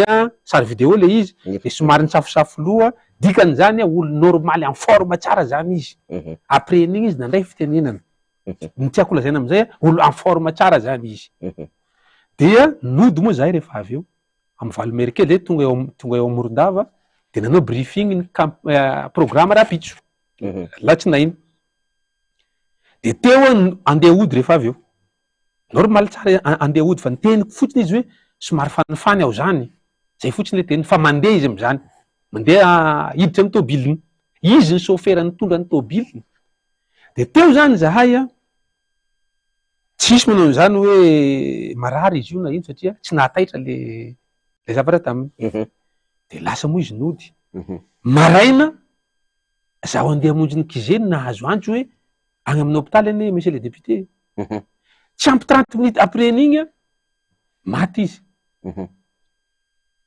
de eo zahay hoe ahoana zany nahagaga zany tena mahagaga be le fomba nahafaty anazy raha fitiniko zany de zay no zavatra misy ihany koa angamba hitatsika tagny amin'ny Facebook ny ely tao Morondava natao ny olona iray zay mpanohana ny candidat adverse ny teny hoe zaho ane ka antony nanohanako an'ity candidat mpanjakana numéro 1 ty de tratriny menace de mort izahay sy maharo sy mamiky lavera tratriny menace de mort tsy zay namorona an'izany fa conversation téléphone tamin'olo anankiray nilazan'izay izy de nisy namoaka le izy miparitaka tagnatin'le Facebook talohany nahafatezan'ny tompoko lahy izy ary le nanao menace de mort avy aiza inona ny antony zay nanovanay hoe maty mampiayay candidat-nay zay zany raha ohatra ka fitinina le fomba nahafaty de zao nirosy ihany moa zahay tamy fifidianana rehefa maty izy le 20 nandevina zahay le 24 25 26 27 ihany 3 jours ihany no afahanay hanoy ny campagne. De rehefa maty izy andro latsinainy le 20 après midi latsinainy rehefa nijery ny lalàna rehetra izahay de hoe tsy maintsy fenona le lista banga agnatin'ny 48 heures de ny vadin'ny tompoko lahy ihany natao candidat mpisolo toerana. Zany hoe suppléant miakatra ny deuxième liste de izy natao suppléant. De tao anatin'izay fotoana zay nanao campagne ihany ny adversaire ary nivoy hoe candidat efa maty ny numéro 3 de tsy fidina intsony. Zay ny campagne zareo. Nandeha tokoa zay fa iarahantsika mahalala fa ny olo ambanivohitra tsy mahafantatra an'izany hoe candidat rehefa maty ny candidat de fa misy miakatra ny mpisolo toeranao tsy mahalala an'izany ny olo ambanivohitra zay tsy mahay lalàna. De rehefa naely le resaka hoe candidat efa maty tsy fidina intsony, misy fiantraikana agny amin'ny sain'ny mpifidy zay zavatra zay. Tsy nahanafatsy 3 andro zay nefa hamafana an'izay na de niezaka namafa zahay tsy nahavoafafa. De inona tokoa ny zava-nisy? Niena aloha ny taux de participation. Ny olona tokoa miroaroa saina lasa tsy nandeha amin'ny ny safidy. Dikan'izany efa karazana za moa tsy de mahay lalàna firy fa efa agnatiny hoe familiviliana ny safidy ny mpifidy zany fanaovana fampelesakevitra ohatran'izany. Tsy vitan'izay fa raha tonga ny andron'ny fifidianana dia nisy ny fampifidianana ny olona tsy mitondra karapanondro. Anisany nahita an'io zahay. Mbola tamin'ny 7 sasany aho de efa niantso amin'ny 7 mahery 7 minitra koa zany. Amin'ny 7 mahery 7 minitra niantso ny préfet ny Morondava aho, niantso ny PSD ny Morondava zaho. Niteny tamin'ny zareo hoe misy olona neka mandeha mifidy tsy misy karapanondro e. De rehefa niteny tamin'ny membre bureau de vote izahay, tonga koa ny candidat anankiray candidat tsy miankina mbola nahita an'io. De niteny tamin'ny membre bureau de vote zay fa ahoana nareo mamela olona mandeha mifidy tsisy karapanondro. Fampiofanana azonay tamin'ny omaly io ho izy ry zareo. Ny seni fampiofanana avy amin'ny seni nomena an'le membre ny bureau de vote hoe io mihitsy fampiofanana azonay afaka mifidy ny olona rehefa voasoratra agnatin'ny lista na de tsy mitondra karapanondro. Rehefa fantatrinay fa hoe avy ato amin'ny fokotany io olo io de afaka mifidy. De zahay moa niteny hoe tsy mety zany tsy araky ny lalàna zany. Niantso ny PSD zahay, PSD ny Morondava tamin'ny 7 mahery tamin'ny 7 latsaka zao efa niantso anazy fa tsy nienregistreko ny apelinay tamin'izay. Fa tamin'ny 7 mahery 7 minitra rehefa nipodipody matetiky ny apelinay ka tsy taitra ry zareo nienregistreko ny apelinay. De laza izy tamin'izay fa hoe tsy avy aminay zany de za moa niteny hoe miangavy anao ary andefaso message tsirairay ny membre bureau de vote mba hampitsahatra ny olo mifidy tsisy karapanondro io. Tsy taitra ry zareo. Niantso anazy zay mandeha de nomeko ny membre bureau de vote le telefone zay nienregistreko hoe io ny membre bureau de vote nareo mba teneno. De niteny taminy le membre bureau de vote hoe fampiofanana ny nomenanay omaly io alefa mifidy ny olona de tsy mitondro karapanondro. De niteny le PSD hoe iza ny nampiofananareo. De niteny le membre bureau de vote hoe monsieur Bruno. Nefa io monsieur Bruno io no PSD zay miresaka aminy. Dikan'izany avy amin'ny sed ny seni ratra maheky ny seni mihitsiny nanome le fampiofanana hoe mandeha mifidy ny olona tsy misy karapanondro. Ampandikana lalàna. De niantso ny préfet koa 3 minitra sy 2 segondra ny antsonay sy préfet ny Morondava tamy tadidiko tsara hatramin'ny any zay nienregistreko koa. De mbola nifavorizeny io ny préfet ny Morondava zay niteny tamiko hoe ahoana moa maharo noverezinao zo ny olona zay voasoratra ao agnaty lisy mpifidianana ka raha very omaly ny karapanondrony de tsy avelanao mifidy ve izy androany. De za moa niteny tamizay monsieur le préfet tsisy sentiment ny lalàna rehefa tsy mitondra karapanondro izy na permis de conduire na passeport ara-dalàna de tsy tokony mahazo mifidy satria zay no lalàna. De hoe aza makaka extrême ohatran'izany ianao maharo izy za naka ohatsy tamizay hoe raha misy ara olona anankiray maka karaha-pifidianan'olona anankiray hoentiny mifidy ohatra hoe Benjamin agnaran'le olona eo amin'ny tanàna de naka izy hoe agnaran'olo Rakotonirina Benjamin no entiny mifidy. Tsy fantatry le olo membre bureau de vote ny agnarany complet fa Benjamin rehefa Benjamin de mety Benjamin nefa mety tsy izy igny fa Benjamin hafa.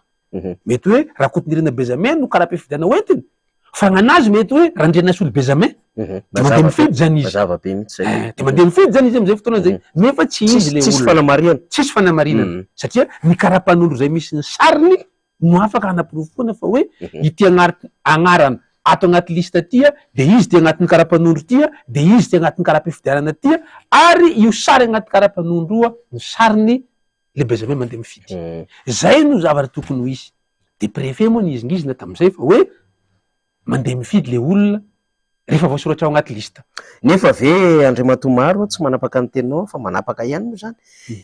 Efa nisy ora maromaro zany efa very tsy niazira tena hoe nanatsahatra zany tompon'andraikitry ny CNN teo na no mafisin'le préfet zany le izy na de zay raha ny lalàna de Lexa Sedlexa mafy ny lalàna kanefa tsy maintsy ampiarina de efa betsaka zany no fidy tsisy karapanondro. Efa betsaka mihitsy satria fagnampin'izay ara mbola misy président Fokotany maromaro tao amin'ny Fokotany Morondava centre eo amin'ny commune urbaine Fokotany Varadova Fokotany Tsimavaokely ny président Fokotany Tsimavaokely atao hoe Bijou nipetraka ao agnaty bureau de vote mihitsy zay zavatra tsy ao agnatin'ny lalàna Tsy azo atao zany.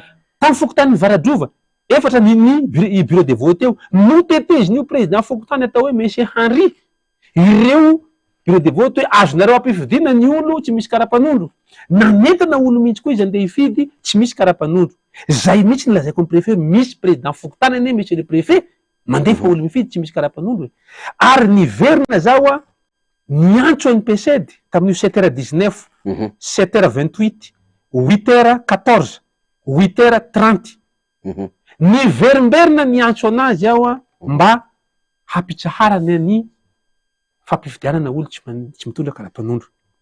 Ny afara amin'ny fandehanako miaraka amin'ny mpanao gazety tao amin'ny bureau-ny CED Morondava. Ny teny andreo mbola tratsiko ao amin'ny bureau ry zareo tsisy réaction atao. Nanomboky tamin'ny fito latsaky hatraty amin'ny sivy za tonga tao amin'ny zareo amin'ny sivy mahery amin'ny sivy sasany aho vao tafiala tao niteny amin'ny zareo hoe mba miangavy anareo re mba mandraisa anareo andraikitra.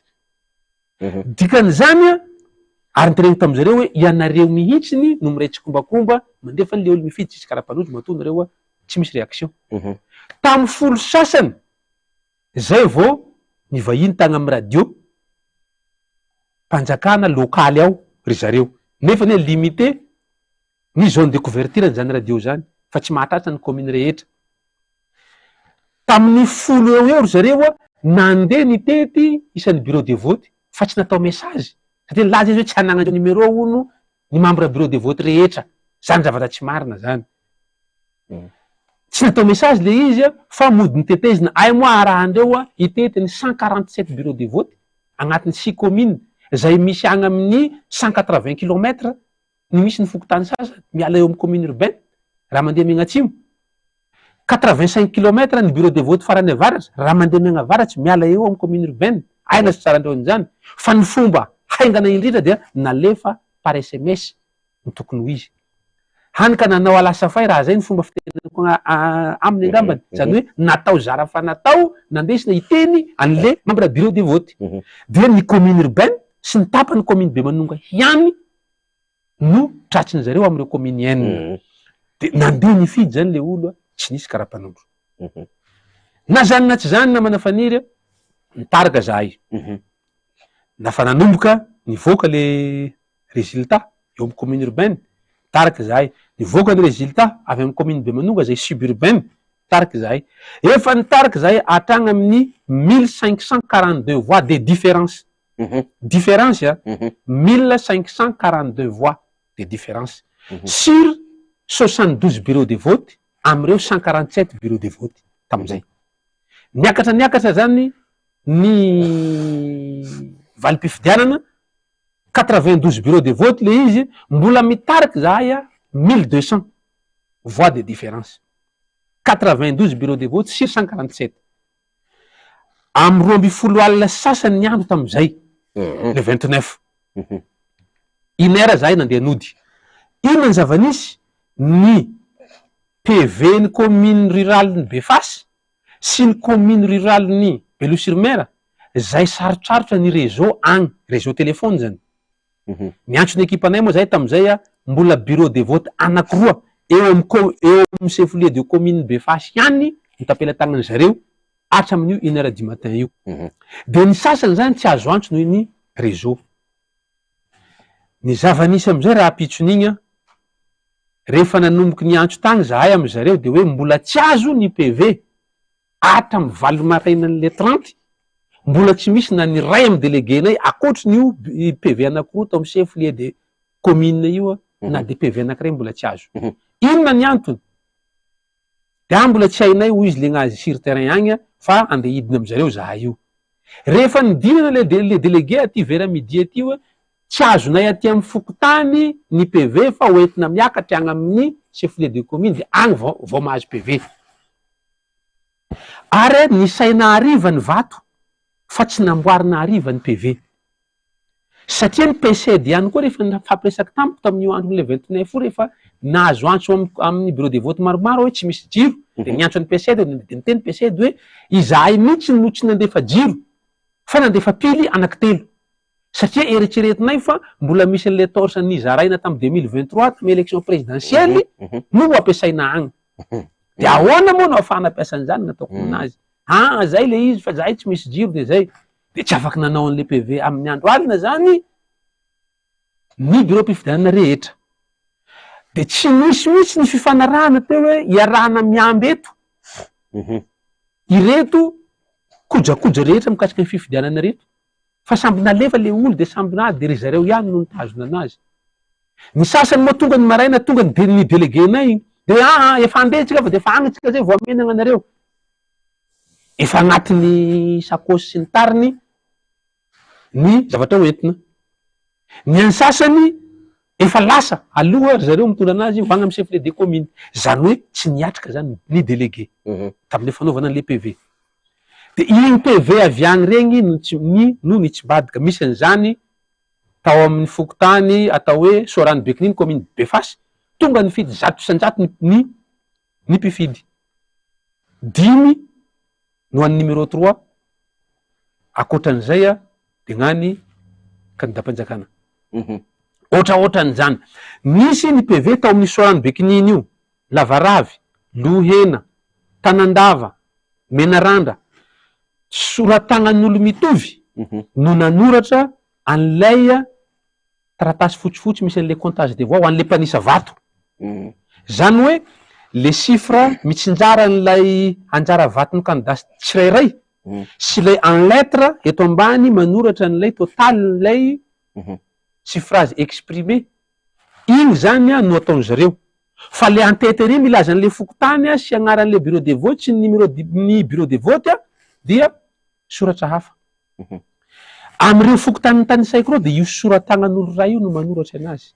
Na ny fomba fanoratany 0 double ny vato fotsy sy ny vato maty de 0 daholo nanaovany anazy ary mitovy le fomba petrakin'le soratra. Izy manoratra eto en lettre ny soratsy ny F sy ny T sy ny namany de tena mitovy. De tsy misy sonian'ny mpanisa vato nefany.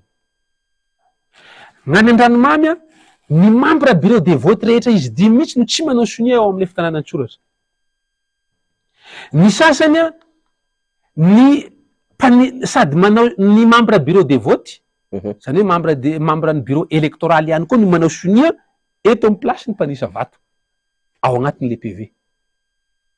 Ny sasany tsy hita mihitsy ny isan'olo tonga ny fidy fa tonga de vato ny isan'ny candidat no misy eo agnatin'le PV.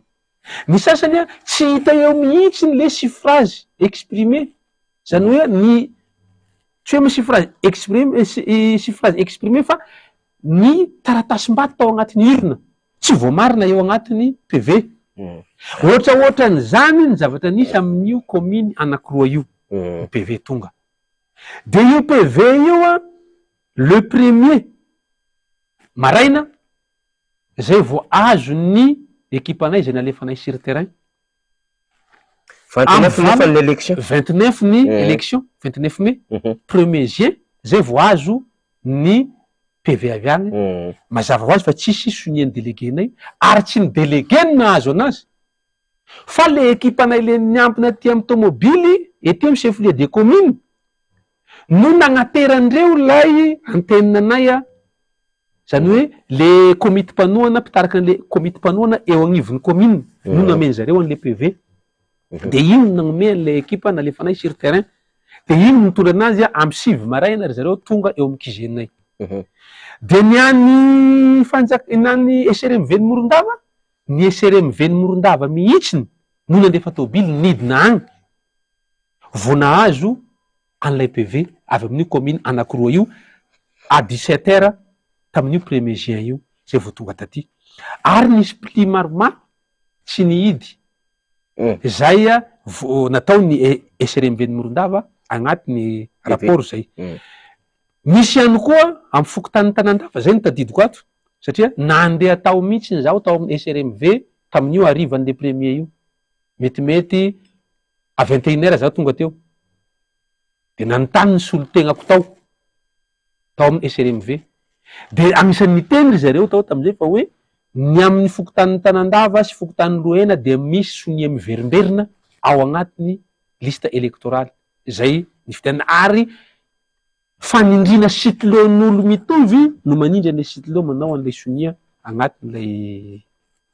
agnatin'ilay listy fitianana ireo zany na manafaniry agnisan'ny osoka hita tao zany hoe maraina vao natao le PV fa tsy tamin'ny andron'le fitianana mino tsy fitiana jiro zany hoe no manina zany zay fandefasana mifidy olo tsisy karapanona filazana am'le mpifidy manodikodiny sainy fa tsy fidina intsony ny candidat numéro 3 fa efa candidat efa maty ny fanamboarana sy fanovana ny PV moa efa tsy lazaina intsony ka ireo zavatra reo na manafanira raha ohatra ka iteny kely fotsiny zao eto hoe commune Marifandilia zay amin'igny axe mandeha Belosiritsiribina igny de zay fokotanya manakaiky an'igny axe igny amorondalana de tsika daholo no mitarika Beroboka Kirindy bureau de vote anankiroa Apataka mitaraky eo amy chef de commune Marifandilia ihany bureau de vote anankiray no mitaraky ny candidat numéro 1 fa tery de tery ny elanelanisa fa vao miala an'io ohatra hoe Akorabato miala 5 km an'igny axe igny tonga de ry zareo mitariky ary amoron-dranomasina zay aria Akodaoda tapany andrefana ary zay tsy accessible mihitsiny tonga de ao Nosy Maitso ohatra 100% tonga nifidy daholo n'olona rehetra de mitariky ambony de ambony ry zareo mitovy am'izay ihany koa le Befasy fa le taty am'le toerana zay hoe nitarihanareo zany eo amy 5% taux de participation zany tamin'io magnodidididiny 37-38%. Fa rehefa any am'zareo de 100%, 97%, 83,33% magnodidididin'izay daholo zany. Ny ambany indrindra dia 60%. Mampiaza ny taux de participation am'le hitariany zareo. Fa le am'le hitarianay ary amin'igny axe am'le hoe hitany zareo hoe voara-maso tsara iny tsy misy ny ohatran'ny 38% ny taux de participation rehetra tamiregny. Ary mitariky daholo ny numéro 3. Natao amin'ny axe ny route nationale 35 mandala ny commune Bemanoga sy commune Analaiva. De ohatran'izay daholo. Mitariky tsika eo amin'ny axe igny zany. Ohatra hoe amin'ny commune Analaiva zay commune farany Antsinana ao agnatin'ny district ny Morondava.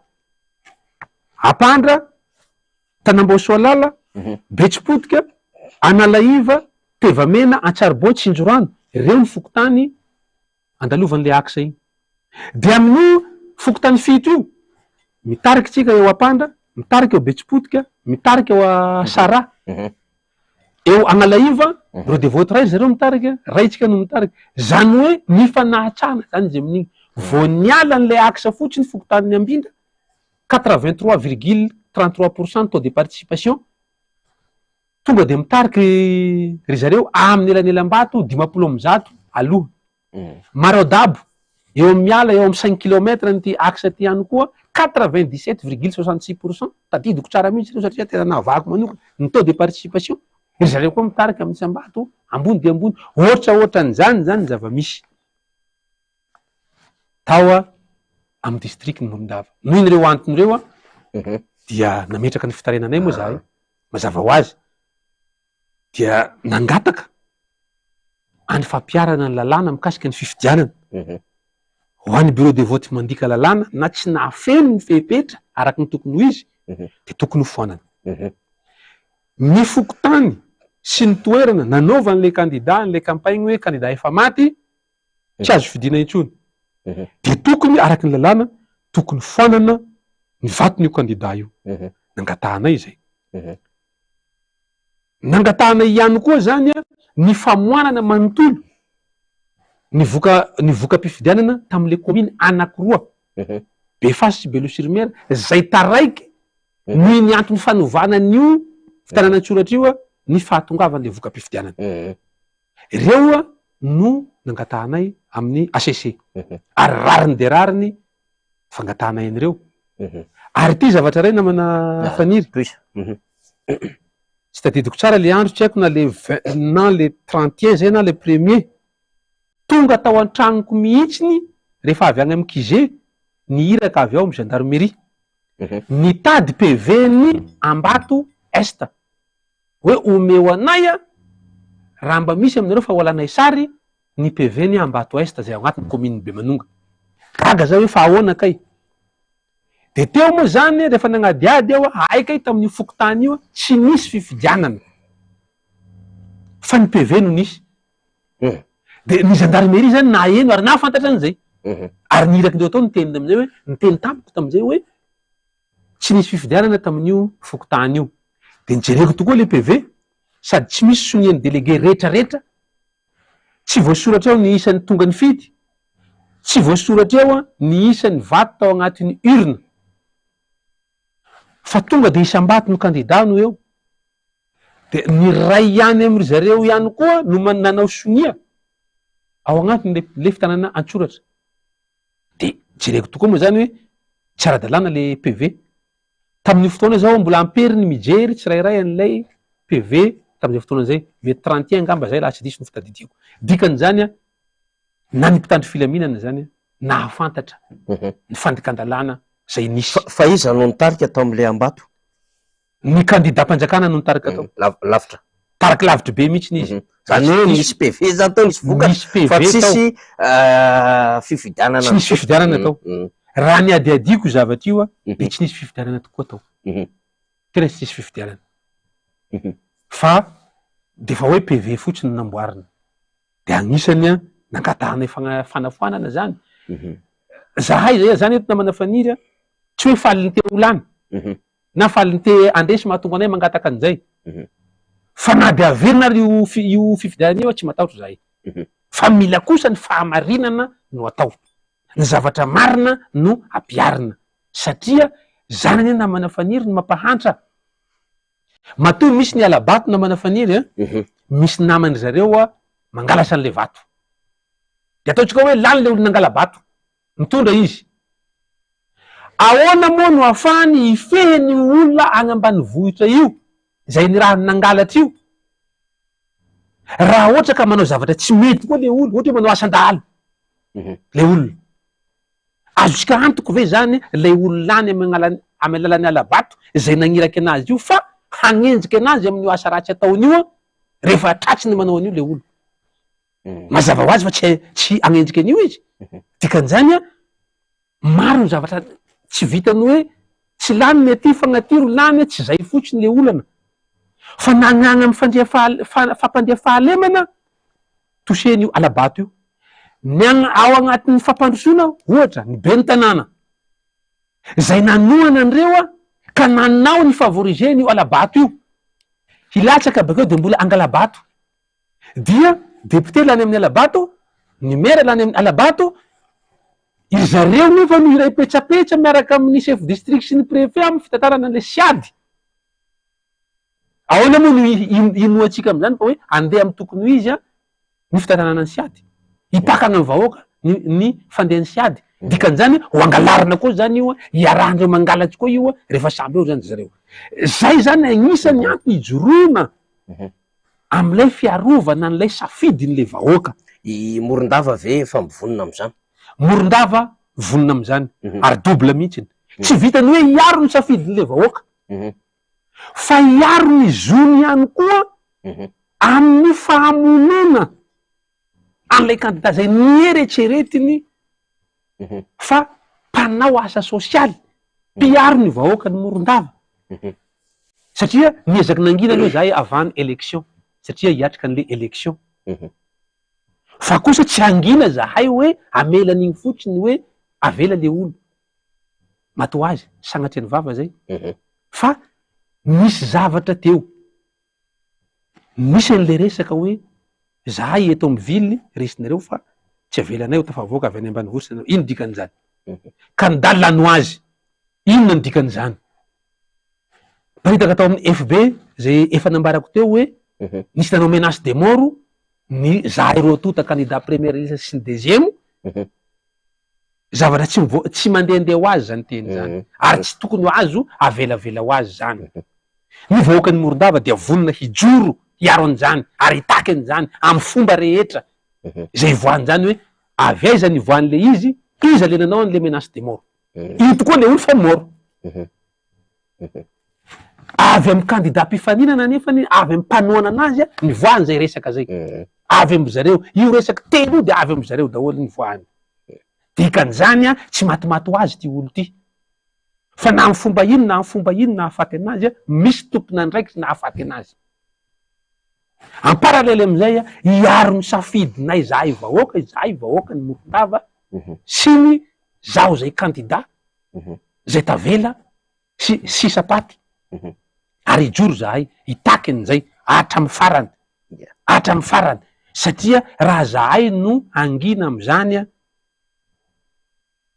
matahotra ny torabatiny vahoaka zahay matahotra ny torabatiny vahoaka ray zay matahotra ny razana ihany koa zahay satria maty noho ny fitiavana ny Morondava i Andriamatoa Mamiky Lavera de amy maha malagasy atsika koa namana faniry tsy azo ekena zany olo magnararao paty zany olo efa maty ve de mbola sindrina hoe tsy azo fidina fa olo efa maty ray zay ny fananan'olo efa maty mbola angalarinao fananan'olo efa maty ny anjara vato ifidianany vahoaka anazy mbola ahodinao zany zavatra tsy azo eretsereta ary tsy azo inona zany ary tsy azo ekena amy maha malagasy atsika reo zany namana faniry raha ohatra ka fitinina mikasika ny Morondava fa niezaka moa zahay aloha ampahendrena ampitonina nametraka araky ny lalàgna aloha nametraka an'izay amin'ny ACC ary matoky ny fahendrena ACC zahay fa hijery araky ny lalàgna ary hijery ihany koa araky ny fenisy satria fantatriny zareo anie ny zavatra nisy tagny tokony hijery zareo am'izay fotoana zay hoe ahoana marina moa ino marina ny zava-nisy matoa ny mpitandro filaminana efa nahafantatra hoe nisy bureau de vote tsisy mpifidy nefa nisy PV de tokony misy tatitra baka amire agny ary nyteny regny tam'izay hoe hanao tatitra ry zareo misy ihany koa ny PV de constatation zay nataony SRMV ny Morondava misy matoky zahay fa tonga agny amin'ny ACC tamin'igny andro tafarany le 11 juin teo igny zay zavatra zay de ao koa moa ny fitorina zay napetrakinay ary ny tenin'ny PCD sy ny tenin'ny préfet ny Morondava de nataonay transcription par voie d'huissier nalefanay agny ara-dalàna tsara mihitsy zay ara-dalàna tsara le izy misy témoignage na mpifidy voasoratra agnara ao agnaty lisy mpifidiana zay nilaza na eno an'le hoe tsy azo fidina fa candidat efa maty ary nisy ny se témoigné fa zahay ane ka lafa fantatry ny zareo voasoratra agnarana de tsy nitondra karapan'olo de nahazo ny fidy zahay malalaky nasehonay zany amy bureau de vote zay nisy na afaky nijoro an'izay averinako eto ndray fa tsy vitany hoe mangataka an'le hoe fanafoana an'le bureau de vote tsy nagnara-dalàna zahay fa na de hofanany manontolo ny voka-pifidianany tao Morondava averina le fifidianana tsy misy olana aminay zany fa ny fampagnajana ny marina araky ny lalàna ihany zay notakinay ninonino zany ny fanapahan-kevitra apetraky ny ACC eo rehefa magnaraka ny lalàna de manaiky zahay eny ary niniko mihitsy moa zany tena hoe ny valapatra tao anatin'ny fanazavana ianao maro zany mba tena iainan'le zava-misy tany an-toerana zany ny mpanaraka antsika amin'izao fotoan'izao. Maromaro ny réaction ato Rikeli RGA zany de manao réaction zany makahery anareo ary tena malahelo anatin'izay menace de mort izay zany mila mihetsika. Ry Odette Lisinirina de gagy ianao maheno ny filoha miteny hoe aza maninona ozy izy ny safidy moka nefa mimpanohatra ny tena victime amin'izany. Ry Carmen Jodimo zany de hoe tokony anaiky le halatra be vava na nandresy na ndresy avy aty amin'ny mpanohatra izany no atao hoe firaisakina mila miady daholo fa tsy hoe nandresy de hipetraka fotsiny zany. Maromaro le faneo-kevitra maro mivatana satria manaraka antsika ny any ampitan-dranomasina, manaraka antsika ihany koa amin'izao fotoan'izao zany ny eto an-toerana. Eny ary amarana antsika azy ny asa moa mandeha foana ary eo am-piandrasana ny valitenin'ny ACC zany raha fandrenesana fanazavana maro zany ho an'ny zava-misy angamba mety lavitra le hoe azo raisina fa tsy mitombina ny zava-misy any Morondava satria tena mazava daholo ny fanazavanao azy amin'ireo endrika tsy fanarahan-dalàna sy fandikan-dalàna samihafa. Mijery atsika mivatana ary mijery amin'ny famerenana sy miaina amin'ny famerenana ny vahoaka Morondava mahita fa mbola aty ianao zany miady ho an'izay zony sy ny safidin'ny vahoaka zay marina fa efa nisy tenina tsy mpomaro ihany teo fa mino fa manan-kambary ianao handro vahoaka Morondava zay fa mety miantso anao isan'andro tsy akipetraka mihitsy ahoana ny fivoarany inona ny atao sy ny sisa le minitra ianao Andriamatomaro zany ahafahanao mampita hevitra ho an'ny vahoaka Morondava indrindra ao anatin'ny firaisakina sy ny KMSP. Ya, marina tokoa zay. Miantso matetika tokoa ny nama baka Morondava mandefa message sy ny namany magnontany ny vaovao tafapetraka amin'ny ACC ny fangatahana rehetra arakin'izay tokony nangatahana mifagnaraka amin'izay zavatra niseho tany amintsika Morondava. De eto zany dia manentana antsika Morondava agnaraky vaovao tsy tapaky ary iomana sahady amin'ny valim-pifidianana rehetra na itsika no mivoaka mpandresy miomana atsika vahoakan'ny Morondava fa hiatrika ny fampandrosoana izay eritreretintsika ho atao. Itsika ihany koa no horesena amin'ny alalan'izay osika zay de mila miomana atsika hiaro an'izay safiditsika zay. Efa niantso ny namana mpitarika ao amintsika Morondava ao dia omaninareo ny fananganana ny KMSP ao amintsika komity miaro ny safidim-bahoaka satria hiaro an'izany tsika. De magnarakaraka an'izay matokisa ianareo vahoakan'ny Morondava fa tsy agnary toky anareo ny tenako izay candidat firaisakina numéro 3 ao Morondava fa ijoro ampahamarinany, ijoro hatramin'ny farany amin'ny fitakena an'izay zotsika sy ny safiditsika zay satria zay no ny matimatesantsika fa aza kivinareo aza matahotra nareo ary zaho koa de matoky ianareo fa hoeo andamosiko io ianareo. Ho an'ny namana candidat rehetra manerana ny Madagasikara dia hoisy ny fiantsoana atsika ary oka mba ifampiantso tsika ary ifanantona atsika ifampidinika zavatra tokony ho atao hoe inona ny zavatra tokony ho atao manoloana an'izao zavatra misy eto amin'ny firenena izao satria efa mihoatra ny tokony ho izy ny fanodikodinana ny safidim-bahoaka tamin'ity fifidiana indray mitoraka ity. Porofony zany zay efa fantatsika fa manino moa amin'ny tanan-dehibe rehetra de mandresitsika. Magnino moa raha any amin'ny district misy atsika amin'le district an-tanan-dehibe na amin'le bureau de vote an-tanan-dehibe na amin'le bureau de vote moramora ny accès mandeha aminy de mandresy sy mitariky tsika. Fa rehefa ankodahoda agny de lasa contraire an'izay ary tena zavatra tsy tokony eritreretina ny zava-misy dikan'izany misy ny hosoka, misy ny halatra, misy ny fandikan-dalàna de oka isika rehetra izay manana olana tamin'ity fifidianana ity mba hiara-idinika isy ny fampiantsoana atoato de mba hiara-idinika tsika hoe inona ny tokony atao ka de miangavy antsika rehetra izay tsatra antso na maheno antso mba ho tonga am'izay fotoana zay a mba hiara idinika hanapa-kevitra asika handraisatsika hoe inona no tohin'izao raharaha zao ka dia mametraka fisaorata sahady namana faniry misaotra ihany koa ntsika rehetra zay nagnaraky an'izao fandaharana zao a fa de samy ten'Andriamanitra aby. Eny ary feno fankasitrahana n'Andriamatoa Jean Maharotsika zay ny vahiny teto amin'ny fandarantsika arovako ny safidiko izy zay kandida avy any amin'ny distrika Morondava fa amaranantsika amin'ny fandarana satria rehefa maheno le fanazavana teo Andriamatoa Maharo sy mahita le zava-misy amin'ny akabiany de le halabato zany de tena manahirana tokoa ary raha ny zavatra iainan'ny kandidata any amin'ny toerana rehetrarehetra zay naliany dia voaporofo ny fisiny zany halabato zany ary miseho tamin'ny endrika maro samihafa mihitsy na de misy itovitovizany aza any amin'ny distrika maromaro teto Madagasikara.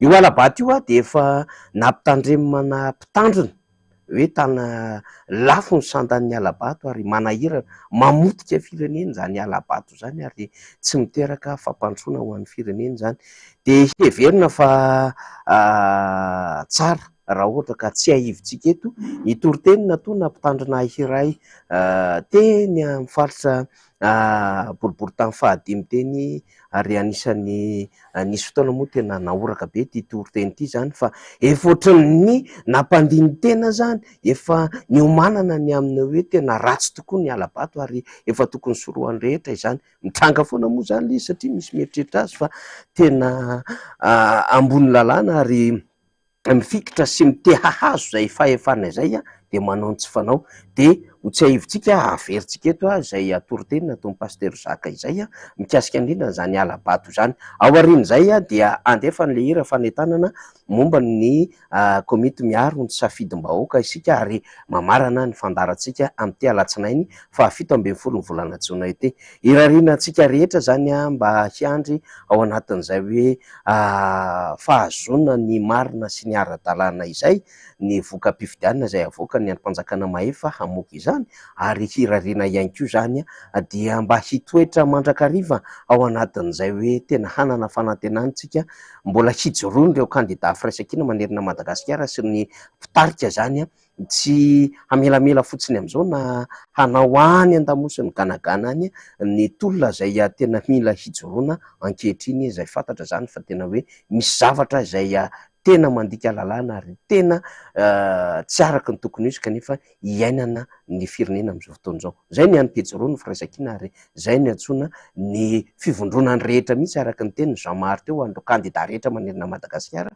hivondrona ary hiaraka hameo feo iombonana anankiray zany ao anatin'ny fiarovana an'izay hoe safidim-bahoaka sy ny marina sy ny ara-dalàna izay de mahakasitraka tokoa zay nanaraka ity fandarantsika ity mialohany hoy aho hamaranana tena amin'le generika famaranana dia hiaino an'ilay toriteny fampieritsiretantsika efa tany amin'ny heritaona tany nge ty toriteny ity ary naoraka sy nalaza tamin'izany fa mampieritreritra ny zava-misy rehefa mahita ny zavatra iainana am'izao fotoana zao ilay toriteny momba ny halabato dia lay hira fanentanana safidim-bahoaka makasitraka atsika rehetra nanaraka ny fandarana tokolasy toko avy irahantsika malala riavana ty taona 320 ity de taona ny fifidianana ny tokony fantatsika rehetrarehetra de ny hoe manasarotra ny olana politika ny fisiny ny halabato ary manasarotra ny famahana olana ihany koa ny fisiny zany halabato zany lafo be ane zany sandan'ny halabato zany ray tsy maro toerana zay mitondra eo fa ny ataony de ny manao an'le atao hoe clientélisme sy ny intimidation zay no ataony zay rehetra tafakatra noho ny halabato tsy maro toerana izy ny faharoa lafo be koa ny sandan'ny halabato amin'ny toekarena satria tsy misy fampandrosoana mety andeha eo ary misy firenena anankiray zay fantatsika rehetrarehetra fa fahadimy avy any amin'ny gisitra izy tsy mandeha ny fiainam-pirenena rehefa ny halabato no ampanjakainy ary tsy misy fampivoarana ihany koa amin'ny tokantrano sy hoan'ny tsirairay lafo be ny sandan'ny halabato minainainy sika inona mba makany amin'ny volaninay fa androany ianao manontany olona maro fa tsy manambolany koa ny olona na nisy nangalatra ny volaniny na namidy le volaniny ka inona tsony ny hoaniny fa tsy rary ny tomboky ny halabato tsy rary ny tompoky ny alatra sy ny zaravilana amin'ny arem-pirenena rehefa mba metimety ny visindratany firenena raha ny andevo ny tonga mpanjaka, ny andevo karena, ny andevo pahefana, ny andevo ny fitiavatena, raha ireny ny tonga mpanjaka tsy tafavoaka isika. Zatra faharoa resantsika, miaritra ny ranomamy. Tombo ny samponina miaritra ny ranomamy, mitombo ny fompiana sy ny fambolena zay mila rano betsaka.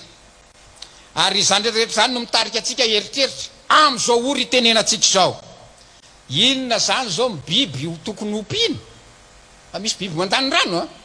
Ndeha aka biby anankiray tsy fantatritsika eto Madagasikara ary eritreretina hiditra eto. Ny elefanta ohatra. 150 kilo par jour ny zava-maniry lanin'ny elefanta, tsy mifidy io na bozaka na hazo na inona fa zay dominy de any, zay dominy de any. Ary ny rano sotrony izy le mitroka am'le lava orina be iny, 150 litres par jour ny rano sotrony. Ore olona barika regny zany ka mampidira elefant eo de apetrao amin'ny rano nanosy eo herinandro de ritra ka any aoriana any. Zay manana rano mamy ampy sy betsaka no tafita, mila mahay mitantana ny ranontsika me manakafy mba ahafahantsika tafavoaka miaraka amin'Andriamanitra. Mpanjatra fahatelo farany, tsy misy mpanjaka voavonjin'ny amarony miarailany, ny olo mahery tsy voavonjin'ny aben'ny heriny, ny soavaly tsy azo itokino famonjena ary tsy mahavonjy ny aben'ny heriny.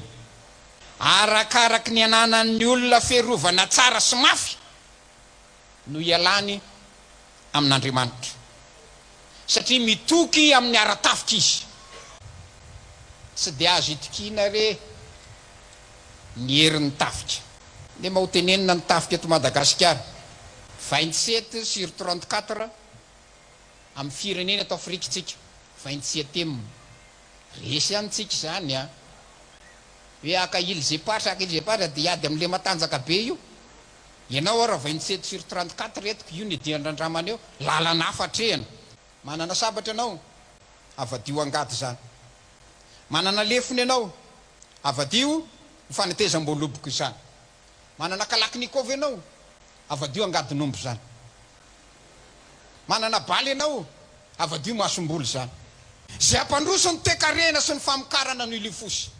Zay ihany io. Raha teo tafavoaka ianao tsy nieriny miaramila amin'ny mahatafavoaka, fa nieriny toe-karena mandroso sy ny fampamokarana tafita. Aenao teti-bola ny tafika raha atao arabaky teny zany, de ampitombony teti-bola ny famokarana sy ny fampamokarana.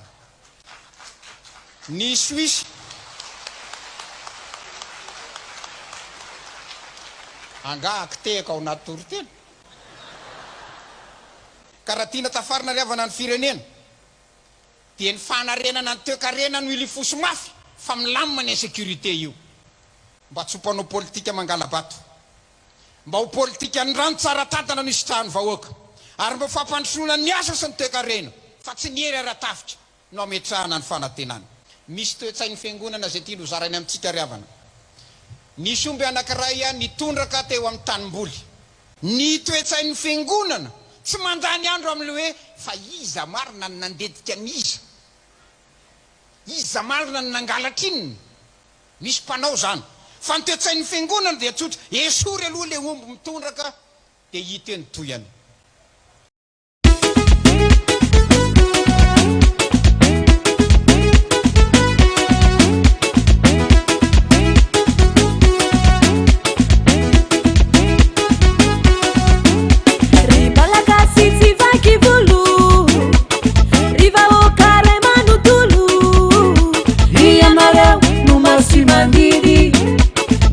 Não, na nem o safidi, me sangana fácil.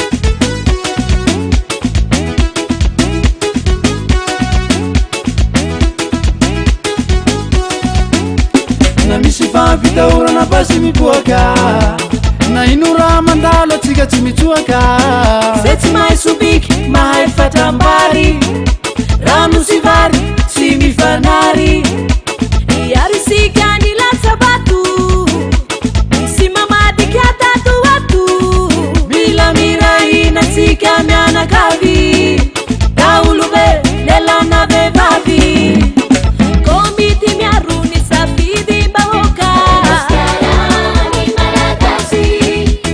komity miarony safidy mbahoaka